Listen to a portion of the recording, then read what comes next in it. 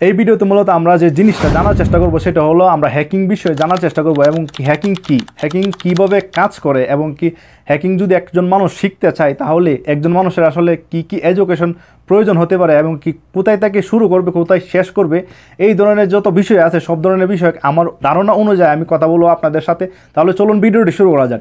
আমি আছি আপনাদের সাথে সাইজুল চৌধুরী আর আপনার একটা সাইজুল প্রিমিয়াম চ্যানেল। যারা এই চ্যানেলটিকে নতুন দেখতে পাইতেছেন অবশ্যই আমার চ্যানেলটিকে সাবস্ক্রাইব করবেন এবং ফেসবুক পেজটাকে ফলো দিতে বলবেন না। So let's start the video.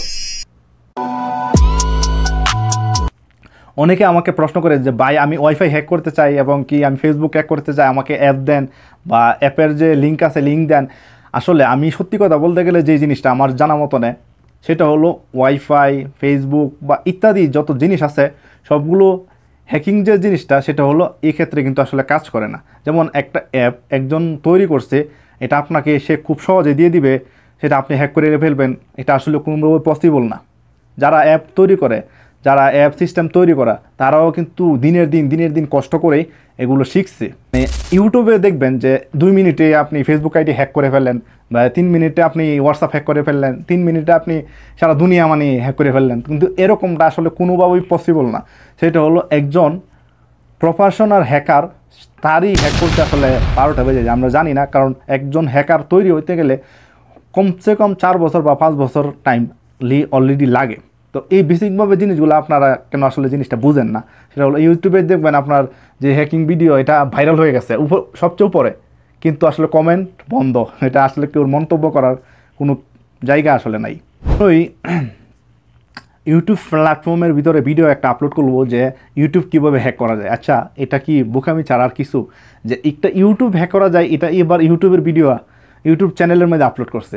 তো এই জিনিসটা হলো আপনাদের বোঝার চেষ্টা দরকার যে একটা জিনিস এত সহজে আসলে হ্যাক হয় না। তো এটা বাদ দেন, এই স্ক্যামের জিনিসগুলো বাদ দেন। বেসিকভাবে আপনার হ্যাকিং শুরু করতে পারবেন। আপনার কী জিনিস প্রয়োজন সেটা হলো আপনাকে মাস্টলি একটা মোবাইল থাকতে হবে। যে আপনি প্রথম ধাপ আপনাদের শুরু করতে হবে সেটা হলো আপনার ইংলিশের রিডিং পড়া জানতে হবে। আর নাম্বার 3, আপনি যদি আরও ভালো কিছু করতে চান তাহলে আপনার অলরেডি একটা ল্যাপটপ বা একটা কম্পিউটার, স্বাভাবিকভাবে আপাতত যাতে প্রোগ্রাম রান হয় এরকম একটা কম্পিউটার হলেই চলবে। আপনাকে যে কোনো একটা প্রোগ্রাম সিলেক্ট করে নিতে হবে। যেমন আপনারা জাভা বা পাইথন বা আপনাদের সি প্লাস, তারপরে এরকম অনেকগুলো প্রোগ্রাম আরও আছে ইত্যাদি। তো এই প্রোগ্রামগুলোতে যে কোনো একটা প্রোগ্রাম আপনাকে সিলেক্ট করে নিতে হবে আপনার শেখার ক্ষেত্রে। যেমন আপনারা ইউটিউবে গিয়ে সার্চ করবেন যে আপনি প্রোগ্রাম ক্লাস, তো ফুল প্রোগ্রাম ক্লাস, তো জাস্ট এতটুকু সার্চ করলেই বা আপনার যে সামনে যে লেখাটা এই লেখাটা সার্চ করলেই আপনার ইউটিউবে কোর্স চলে আসবে। তো মূলত আপনার 1 মিনিট বা 2 মিনিট 3 মিনিট আসলে হ্যাক ট্যাক এগুলো কিন্তু আসলে পসিবল না কখনোই। তো আপনারা যদি কোনোভাবে হ্যাকার হতে চান তাহলে কিন্তু আপনাদের প্রোগ্রাম জানাই থাকা লাগবে।